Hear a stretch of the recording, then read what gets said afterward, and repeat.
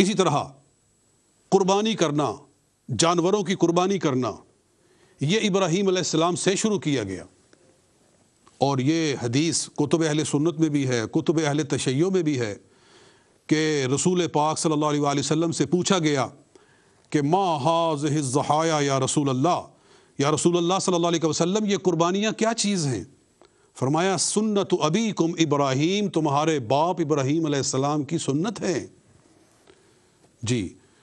تو یعنی بیٹے کی قربانی مانگی گئی ابراہیم علیہ السلام سے، انہوں نے قربانی پیش کر دی، اور یہی ہے فَأَتَمَّهُنَّ، اللہ کے امتحانات ابراہیم علیہ السلام نے پورے کر دیے۔ تو اللہ تعالیٰ ان کو کیسے امام بنا رہا ہے، یہ سمجھنے کی بات ہے۔ میں ساری باتیں قرآن سے لا رہا ہوں کہ ان کو امام ایسے بنایا گیا ابراہیم علیہ السلام کو کہ اللہ نے ان کے ہاتھ سے ایسے احکام جاری فرمائے کہ جن کو اللہ نے روز حشر تک جاری فرما دیا، جن میں سے سب سے پہلا تو حج ہے۔ کعبہ شریف کو بار دیگر تعمیر کروایا گیا ابراہیم علیہ السلام کے دست مبارک سے، اور پھر اس کا حج جاری کیا گیا، اور وہ چل رہا ہے۔ قربانی جاری کی گئی اور قربانی چل رہی ہے، قیامت تک لوگ قربانیاں کر رہے ہیں۔ یہ معنی ہے انی جاعلک للناس اماما، کہ میں آپ کو تمام لوگوں کا امام بنا رہا ہوں۔ مطلب یہ ہے کہ ہم آپ کے دین کی باتوں کو، آپ کی شریعت کے احکام کو ہم قیامت تک جاری کر دیں گے، اور اس کا ثواب آپ کو ملا کرے گا۔ جتنے جانور قربان ہوں گے، کیونکہ پہلا جانور ابراہیم علیہ السلام نے قربان کیا، تو وہ ایسا اللہ تعالیٰ کو عمل پسند آیا، اسے روز حشر تک جاری فرمایا گیا، اور جتنی قربانیاں ہو رہی ہیں ان سب کا اجر و ثواب جہاں لوگوں کو مل رہا ہے، وہاں حضرت ابراہیم علیہ السلام کو بھی مل رہا ہے۔ اور اسی طرح ختنہ کرنا یہ ابراہیم علیہ السلام سے شروع کیا گیا، اس میں کسی کو انکار نہیں کہ سب سے پہلے ختنہ ابراہیم علیہ السلام نے کیا، بلکہ تورات میں بھی لکھا ہوا ہے، تورات کتاب پیدائش کے اندر، کہ 86 برس کی عمر میں اللہ نے آپ کو ختنہ کرنے کا حکم دیا، تو حضرت ابراہیم علیہ السلام نے تیشے کے ساتھ اپنا ختنہ خود کیا۔ یہ وہ سارے امتحانات ہیں جو اللہ تعالیٰ نے لیے ابراہیم علیہ السلام سے، اور آپ نے پورے کر کے دکھائے۔ اللہ تعالیٰ نے فرمایا آپ کو امام بنا رہے ہیں، یعنی جو کام آپ شروع کر رہے ہیں یہ اب لوگوں میں للناس، سب لوگوں میں جاری رہیں گے، قیامت تک جاری رہیں گے۔ آپ کا حج جاری رہے گا، آپ کی جاری کردہ قربانی جاری رہے گی، آپ کا شروع کیا ہوا ختنہ جاری رہے گا۔ اسی طرح اور بھی جسم کے اندر حجامت کے کئی احکام ہیں، وہ ابراہیم علیہ السلام سے شروع کیے گئے، تو وہ قیامت تک چل رہے ہیں۔ تو کیا معلوم ہوا اس ساری گفتگو سے کہ حضرت ابراہیم علیہ السلام کو جو امامت کا درجہ دیا گیا تھا وہ کیا تھا؟ وہ نبوت کا ہی ایک اونچا منصب تھا، یعنی آپ کو رسولوں میں سے ایک بلند مقام دے دیا گیا، رسالت کا ایک اعلیٰ درجہ عطا فرما دیا گیا۔ وہ کیا کہ رسول جو حکم جاری کرتا ہے وہ اللہ تعالیٰ جب تک چاہتا ہے باقی رکھتا ہے، اور جب چاہتا ہے پھر ان احکام کی جگہ نئے احکام بھیج دیتا ہے، اور یہ ہوتا رہا۔ پہلی شریعتوں میں شرائع تبدیل ہوتی رہی، احکام تبدیل ہوتے رہے، مگر ابراہیم علیہ السلام کے دست مبارک سے جو چیزیں جاری کی گئی تھی وہ اللہ تعالیٰ نے قیامت تک باقی رکھی ہوئی ہے۔ یہ معنی ہے انی جاعلک للناس اماما۔ تو یہ امامت جو ابراہیم علیہ السلام کو دی گئی، یہ کوئی نبوت و رسالت سے ہٹ کر کوئی اور شے نہیں تھی، بلکہ رسالت کا ہی ایک اونچا درجہ تھا، یعنی آپ رسول ہی رہے، اور رسالت میں اللہ تعالیٰ نے آپ کو رسالت کا ایک اعلیٰ درجہ عطا فرما دیا۔ تو اس وقت ابراہیم علیہ السلام نے دعا کی وَمِن ذُرِّيَّتِي، یا اللہ یہ نبوت و رسالت میری اولاد میں بھی عطا فرما، میری اولاد کو بھی نبوت عطا فرما، میری اولاد کو رسالت عطا فرما، تو اللہ تعالیٰ نے ارشاد فرمایا ہاں تیری اولاد میں رسالت رکھوں گا، تیری اولاد میں نبوت رکھوں گا، مگر ظالموں کو نبوت و رسالت نہیں دی جائے گی۔ مطلب یہ کہ جو نبی ہوتا ہے اسے اللہ تعالیٰ ہر ظلم سے پاک بناتا ہے، اسے اللہ تعالیٰ ہر گناہ سے دور رکھتا ہے۔ ظلم کا مطلب ہی یہ ہے کہ کسی چیز کو اس جگہ نہ رکھا جائے جہاں اس کے رکھنے کا حکم ہے۔ وضع شیء فی غیر محلہ، ظلم کی تفسیر کی جاتی ہے وضع شیء فی غیر محلہ، کہ حقدار کو اس کا حق نہ دیا جائے۔ جتنے گناہ ہیں وہ سارے لفظ ظلم میں آ جاتے ہیں، کہ ہر گناہ اپنی جگہ پر ایک ظلم ہے، ہر گناہ کسی نہ کسی مفہوم سے وہ ظلم ہے۔ اور اللہ فرماتا ہے ظالموں کو نبوت نہیں ملے گی۔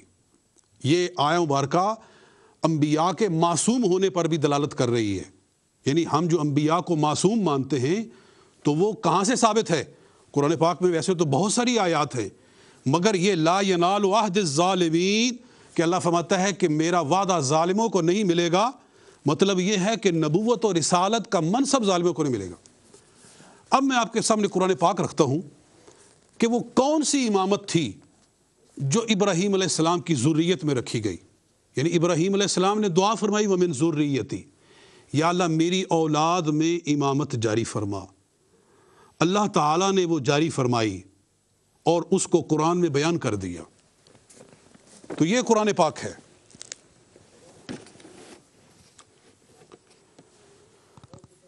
اللہ تعالیٰ ارشاد فرماتا ہے دیکھیے یہ قرآن پاک ہے، اور میں مزے کی بات یہ بتاؤں کہ یہ ترجمہ اس کا جو کیا گیا ہے وہ ایک شیعہ مترجم نے کیا ہے۔ القرآن الحکیم ترجمہ و تفسیر از فاضل جلیل حجت علیہ السلام حافظ سید فرمان علی آل اللہ مقامہ۔ سید فرمان علی ایک شیعہ مترجم ہے، یہ اس کا ترجمہ ہے۔ میں اپنی طرف سے اگر ترجمہ کروں تو آپ میرے اوپر اعتراض کر سکتے ہیں، لیکن یہ ترجمہ بھی اہل تشیع کا ہی کیا ہوا ہے۔ جی تو سورہ عنکبوت میرے سامنے ہے اس وقت کھلی ہوئی، سورہ عنکبوت 20واں سپارہ آیت نمبر 27،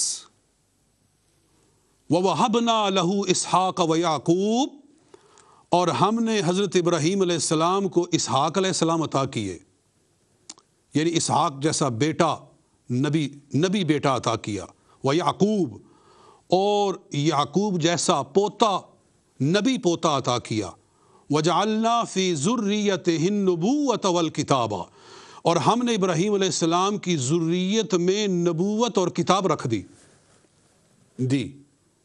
اللہ تعالیٰ نے آپ کی ذریت میں، یہ قرآن ہے، ذرا غور سے دیکھ لیں، وجعلنا، اور ہم نے بنائی، ترجمہ جو انہوں نے کیا ہے نیچے، اور ہم نے ابراہیم کو اسماعیل سا بیٹا اور یعقوب سا پوتا عطا کیا اور ان کی نسل میں پیغمبری اور کتاب قرار دی۔ جی یہ لفظ بلفظ ترجمہ میں پڑھ رہا ہوں کہ ہم نے ابراہیم علیہ السلام کی ذریت میں نبوت رکھ دی، کتاب رکھ دی۔ تو قرآن خود واضح فرما رہا ہے کہ ابراہیم علیہ السلام نے کہا تھا وَمِن ذُرِّيَّتِي، یا اللہ میری ذریت میں امامت رکھ۔ اللہ تعالیٰ نے فرمایا وَجَعَلْنَا فِي ذُرِّيَّتِهِ النُّبُوَّةَ وَالْكِتَابَ، ہم نے ان کی دعا کو قبول فرمایا اور ان کی ذریت میں ہم نے نبوت کو جاری فرما دیا۔ لہٰذا وہ امامت جس کی ابراہیم علیہ السلام نے دعا فرمائی وہ امامت نبوت تھی، کہ آپ دعا یہ فرما رہے ہیں کہ یا اللہ میرے بعد جتنے نبی آئیں، میرے بعد جتنے رسول آئیں، وہ سارے کے سارے میری اولاد میں سے آئیں۔ اللہ نے آپ کی دعا کو ایسے قبول فرمایا کہ آپ کے بعد جتنے انبیاء کرام آئے ہزاروں کے حساب سے، وہ سارے کے سارے نسل ابراہیم علیہ السلام میں سے آئے، سارے کے سارے اولاد ابراہیم علیہ السلام میں رکھے گئے۔ یہ تھی دعا حضرت ابراہیم علیہ السلام کی۔ تو یہاں امامت جو ہے وہ نبوت سے ہٹ کر کوئی شے نہیں۔ دوستو قرآن کو پڑھو، قرآن کو پھر آپ کو سمجھ میں آئے کہ ابراہیم علیہ السلام نے کیا دعا فرمائی تھی۔ اور اس میں بھی کوئی شک نہیں کہ جتنے انبیاء کرام آئے ابراہیم علیہ السلام کے بعد، وہ ابراہیم علیہ السلام کی اولاد سے باہر نہیں آئے، بلکہ یہاں ایک بڑی خوبصورت بات ہے جس سے مقام مصطفیٰ صلی اللہ علیہ وآلہ وسلم واضح ہوتا ہے، شان سید الانبیاء واضح، ہمارے آقا و مولا کی شان واضح ہوتی ہے کہ ابراہیم علیہ السلام کے دو بیٹے ہیں، اسحاق علیہ السلام اور اسماعیل علیہ السلام۔ اللہ تعالیٰ نے آپ کی دعا کو قبول کیا اور سارے نبی، سارے انبیاء آپ کی اولاد میں رکھے، مگر تقسیم اس طرح سے کی کہ باقی سارے کے سارے انبیاء اسحاق علیہ السلام والے پلے میں رکھے اور تنہا اپنے محبوب پاک صلی اللہ علیہ وآلہ وسلم کو اسماعیل علیہ السلام کے پلے میں رکھ کر بتایا کہ سارے نبی ایک طرف اور میرا محبوب محمد مصطفیٰ ایک طرف صلی اللہ علیہ وآلہ وسلم۔ تو قرآن پاک کی روشنی میں کیا یہ واضح نہیں ہو جاتا کہ یہ امامت جو کہ بعض لوگوں نے اپنی طرف سے ایک گھڑی ہوئی ہے، وہ کوئی نہیں ہے قرآن پاک میں؟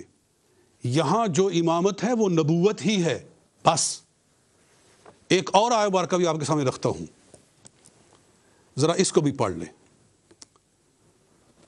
یہ 27ویں سپارے کا آخری پیج ہے، 27واں سپارہ سورہ الحدید، اور اس کی آیت نمبر ہے 26، آیت نمبر 26، یہ ذرا دیکھ لیں۔ وَلَقَدْ أَرْسَلْنَا نُوحًا وَإِبْرَاهِيمَ، کہ ہم نے بھیجا حضرت نوح علیہ السلام کو اور ابراہیم علیہ السلام کو، ہم نے یعنی ان کو رسول بنایا۔ وَجَعَلْنَا فِي ذُرِّيَّتِهِمُ النُّبُوَّةَ وَالْكِتَابَ، اور ہم نے ان کی اولاد میں، ان کی نسل میں ہم نے نبوت اور کتاب رکھ دی۔ ترجمہ جو فرمان علی، سید فرمان علی صاحب نے کیا ہے وہ یہ ہے، اور بے شک ہم ہی نے نوح اور ابراہیم کو پیغمبر بنا کر بھیجا اور انہی دونوں کی اولاد میں نبوت اور کتاب مقرر کی۔ جی، تو نوح علیہ السلام کی اولاد میں نبوت رکھی، اس میں کوئی شک ہی نہیں کر سکتا، کیونکہ نوح علیہ السلام کے دور میں جو طوفان نوح آیا اس میں تمام کفار کو ہلاک کر دیا گیا، غرق کر دیا گیا، اور جو لوگ ابراہیم حضرت نوح علیہ السلام کے ساتھ بچے ان میں سے کسی کی نسل اللہ تعالیٰ نے نہ چلائی، صرف حضرت نوح علیہ السلام کی نسل چلی، اس لیے ان کو آدم ثانی کہا جاتا ہے، دوسرا آدم، حضرت نوح علیہ السلام کو دوسرا آدم کہا جاتا ہے، یعنی دوبارہ ایک دفعہ آدمیت اور انسانیت کے سلسلے کو نوح علیہ السلام سے چلایا گیا۔ یعنی نوح علیہ السلام کے بعد پھر جتنے لوگ پیدا ہوئے وہ سارے کے سارے نوح علیہ السلام کی اولاد تھے۔ جی، تو ظاہر ہے کہ انبیاء بھی تو پھر سارے کے سارے نوح علیہ السلام کے بعد جتنے ہیں وہ سارے کے سارے حضرت نوح علیہ السلام کی اولاد میں سے ہیں۔ یہی اللہ تعالیٰ ارشاد فرما رہا ہے کہ ہم نے ان کی ذریت میں نبوت رکھی، اور پھر آگے فرمایا وہ ابراہیم، اور ابراہیم علیہ السلام کو ہم نے رسول بنایا اور ان کی ذریت میں بھی نبوت رکھی۔ مطلب یہ ہے کہ جیسے نوح علیہ السلام کے بعد آنے والے سارے رسول نوح علیہ السلام کی اولاد میں سے تھے، اسی طرح ابراہیم علیہ السلام کے بعد آنے والے سارے رسول ابراہیم علیہ السلام کی اولاد میں سے تھے۔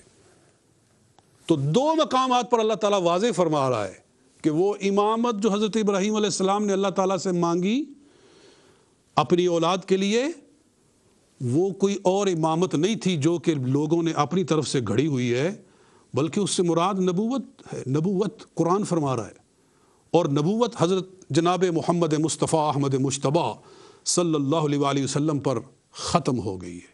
حضور خاتم النبیین ہیں، ما کان محمد ابا احد من رجالکم ولکن رسول اللہ و خاتم النبیین، کہ حضور صلی اللہ علیہ وسلم خاتم النبیین ہیں۔ اور نبوت ابراہیم علیہ السلام کی ذریت میں اللہ تعالیٰ نے رکھی، یعنی امامت بمعنی نبوت اللہ تعالیٰ نے جاری فرمائی۔ اب حضور آخری نبی بن کر آ گئے ہیں، آخری امام آپ ہی ہیں، رسول پاک صلی اللہ علیہ وسلم، یعنی نبوت والے وہ منصوص من اللہ امام، اگر کوئی ہے تو وہ انبیاء ہیں، وہ امام ہیں۔ قرآن خود فرماتا ہے انبیاء کو امام، سورہ انبیاء میں اللہ تعالیٰ نبیوں کو امام کہتا ہے، یعنی امامت اور نبوت کوئی الگ الگ چیز نہیں ہے۔ وہ بھی میرے ذہن میں وہ آیت مبارکہ آ گئی تو میں اس کو بھی آپ کے سامنے سورہ انبیاء میں سے رکھ دیتا ہوں تاکہ بات اور زیادہ واضح ہو جائے میرے دوستو۔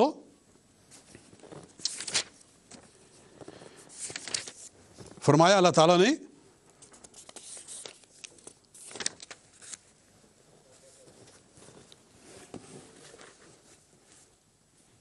وَنَجَّيْنَاهُ وَلُوطًا إِلَى الْأَرْضِ الَّتِي بَارَكْنَا فِيهَا لِلْعَالَمِينَ، یہ سورہ انبیاء کی آیت نمبر 71، 72، 73 جا رہی ہے کہ ہم نے ابراہیم علیہ السلام کو اور ان کے بھتیجے لوط علیہ السلام کو اس زمین کی طرف ہم نے نجات دی جس میں ہم نے تمام جہانوں کے لیے برکتیں رکھی ہوئی ہیں، یعنی فلسطین، کہ ان کو اللہ تعالیٰ نے نار نمرود سے بچایا، حضرت ابراہیم علیہ السلام کو، اور انہوں نے وہاں سے ہجرت فرمائی، اور پھر آپ ہجرت کر کے اس سرزمین میں پہنچے جس کو اللہ تعالیٰ نے تمام جہانوں کے لیے برکت والی سرزمین بنایا ہے، یعنی بیت المقدس۔ وہاں اللہ تعالیٰ ابراہیم علیہ السلام کو لایا۔ آگے سنیے، وَوَهَبْنَا لَهُ إِسْحَاقَ وَيَعْقُوبَ نَافِلَةً، اور ہم نے عطا کیے ان کو اسحاق علیہ السلام اور یعقوب علیہ السلام نافلہ، مطلب یہ ہے کہ ترجمہ جو انہوں نے کیا، اور ہم نے ابراہیم کو انعام میں اسحاق جیسا بیٹا اور یعقوب جیسا پوتا عنایت فرمایا، وَكُلًّا جَعَلْنَا صَالِحِينَ، اور ہم نے سب کو نیک بخت بنایا، وَجَعَلْنَاهُمْ أَئِمَّةً يَهْدُونَ بِأَمْرِنَا، اور ہم نے ان انبیاء کرام کو امام بنایا۔ سبحان اللہ، قرآن کس طرح واضح کر رہا ہے کہ وہ امام، وہ امامت جو ابراہیم علیہ السلام مانگ رہے ہیں، اللہ تعالیٰ بار بار وضاحت فرما رہا ہے وہ نبوت ہے۔ وَجَعَلْنَاهُمْ، بنایا ہم نے ان کو، کن کو؟ ان انبیاء کرام، کیونکہ پیچھے حضرت لوط علیہ السلام، حضرت اسحاق علیہ السلام، حضرت یعقوب علیہ السلام، یہ سارے انبیاء ہیں، اور اللہ تعالیٰ ان کے بارے میں فرمایا وَجَعَلْنَاهُمْ أَئِمَّةً يَهْدُونَ بِأَمْرِنَا، ان کو ہم نے امام بنایا کہ یہ ہمارے حکم سے ہدایت دیتے ہیں۔ تو یہ ایک اور آیت مبارکہ اس موضوع پر تفسیر بن کر آ گئی کہ ابراہیم علیہ السلام جو فرما رہے کہ یا اللہ میری ذریت میں بھی امامت رکھ، اس سے مراد ہے کہ میری ذریت میں نبوت رکھ، کوئی اور امامت نہیں جو کہ لوگوں نے اپنی طرف سے بنا لی ہے۔ اور پھر وہ حضور صلی اللہ علیہ وآلہ وسلم کے بعد بھی اس کو جاری کر رہے ہیں، اور بألفاظ دیگر وہ ان کو نبی تو نہیں کہتے لیکن ان کو نبیوں سے اونچا درجہ دیتے ہیں۔ اور یہ بھی قرآن پاک کے ساتھ زیادتی ہے کہ کسی غیر نبی کو نبی سے اونچا درجہ دینا۔ اللہ تعالیٰ نے انسانیت کے اندر سب سے اونچا درجہ جو ہے وہ انبیاء کا رکھا ہے، انبیاء سے اوپر کوئی نہیں ہے انسانوں کے اندر۔ اس لیے اللہ تعالیٰ جب انعام یافتہ لوگوں کا ذکر فرماتا ہے تو ٹاپ آف دی لسٹ انبیاء کرام کو بیان فرماتا ہے، انعم اللہ علیہم من النبیین والصدیقین والشہداء والصالحین، سورہ نساء 5واں سپارہ، کہ اللہ تعالیٰ نے انعام فرمایا، سب سے پہلے، سب سے اونچا، سب سے اعلیٰ انعام کن کا ہے؟ انبیاء کرام کا ہے، والصدیقین، پھر صدیقین، والشہداء والصالحین۔ تو اگر انبیاء سے بھی اونچا کوئی درجہ ہوتا اماموں کا تو اللہ تعالیٰ اس آیت مبارکہ میں فرماتا کہ انعم اللہ علیہم من الائمۃ والنبیین والصدیقین والشہداء والصالحین، کہ اللہ تعالیٰ نے سب سے پہلے اماموں پر انعام فرمایا کیونکہ ان کا انعام سب سے اونچا ہے۔ جیسے کہ اہل تشیع سمجھتے ہیں کہ انبیاء سے بھی اونچا ان کا درجہ ہے، اگر ان کا انعام انبیاء سے بلند تھا تو اللہ تعالیٰ نے یہاں ان کا ذکر کیوں نہیں فرمایا؟ یہ دعوت فکر ہے قرآن کی روشنی میں، اپنی طرف سے میں کچھ نہیں کہہ رہا میرے دوستوں، میں جو کچھ کہہ رہا ہوں میں قرآن پاک کے اندر سے قرآن کی آیات کی روشنی میں عرض کر رہا ہوں، اور بڑے درد دل کے ساتھ کہہ رہا ہوں۔ یہ جو ہم نے پروگرام رکھا ہوا ہے واللہ باللہ نہ اس میں کوئی مالی منفعت ہے کہ ہم یہاں آتے ہیں تو ہمیں کوئی خدمت کی جاتی ہے، نہیں، دور و دراز کا سفر کر کے آتے ہیں اور قرآن پاک اور حدیث پاک اور ائمہ اہل بیت کے اقوال رکھتے ہیں تو گفتگو تو یہ کافی ہے، لیکن جتنا میں نے عرض کیا ہے میں اسی پہ اکتفا کرتا ہوں. اور اب کوئی کالز آ رہی ہیں تو سب سے پہلی کال کی طرف بڑھتے ہیں جناب. ہلو جی السلام علیکم. ہلو السلام علیکم طیب صاحب، کیسے ہیں آپ؟ وعلیکم السلام ورحمۃ اللہ وبرکاتہ. ہاں محسن بول رہا ہوں ملٹن کین سے. جی محسن صاحب کیسے ہیں آپ؟ الحمدللہ آپ ٹھیک ٹھاک ہیں؟ جی جی ٹھیک ٹھاک. ایک دو باتیں ہیں چھوٹی چھوٹی، تو میں نے کہا آپ کو کہا جائے، شاید آپ اگری کریں یا نہ کریں. اچھا قرآن مجید میں کتنے ولیوں کا ذکر ہے؟ 3 کا ہے نا؟ قرآن مجید میں 3 ولیوں کا ذکر ہے نا؟ 3 ولیوں کا؟ جی، یعنی کہ اللہ تمہارا ولی، محمد صلی اللہ علیہ وسلم تمہارے ولی، اچھا. اور وہ تمہارا ولی کہ جو رکوع کی حالت میں زکات دیتا ہے، یعنی کہ حضرت علی. یہ سب کہتے ہیں حضرت علی تھے وہ. اچھا جی. یہ اس میں تو کوئی شک نہیں ہے نا امام صاحب. اچھا آپ تو عالم ہیں ماشاءاللہ، اور آپ جانتے ہوں گے میں ترجمہ کرتا ہوں ایک آیت کا، آپ پھر مجھے بتائیے گا کیا مطلب ہے اس کا. اللہ کہتا ہے کیا تم نے ابلیس اور ابلیس کی اولاد کو تم اپنا ولی مانتے ہو؟ میں نے ان کو خلقت کا گواہ تو نہیں بنایا. اس کا مطلب یہ ہے، یہ جو اور قرآن مجید میں صرف 3 ولی ہیں. اللہ ولی ہے، اللہ بنا رہا تھا، محمد صلی اللہ علیہ وسلم دیکھ، حضرت علی بھی دیکھ رہے تھے، یعنی کہ حضرت علی سب، یعنی کہ حضرت محمد صلی اللہ علیہ وسلم کے علاوہ اور سب نبیوں سے افضل. یہ تو قرآن کی آیت ہے. اب اس کو اگر کوئی قرآن مجید نہ سمجھنا چاہے تو یہ اس کی گمراہی ہے، اس کے بارے میں تو کچھ کیا نہیں جا سکتا. یہ تو قرآن کو تو ڈینائی نہ کریں نا آپ. اس کے اوپر آپ تھوڑا سا فرمائیے اور آیت کو کھول کے ہمیں دکھائیے یہ آپ، پھر انشاءاللہ آپ کے سیکنڈ ہاف میں تھوڑے اور کوشچن ہوں گے. شکریہ سر، خدا حافظ. جی محسن صاحب آپ کی باتیں سنی اور تعجب بھی ہوا اور کچھ افسوس بھی ہوا.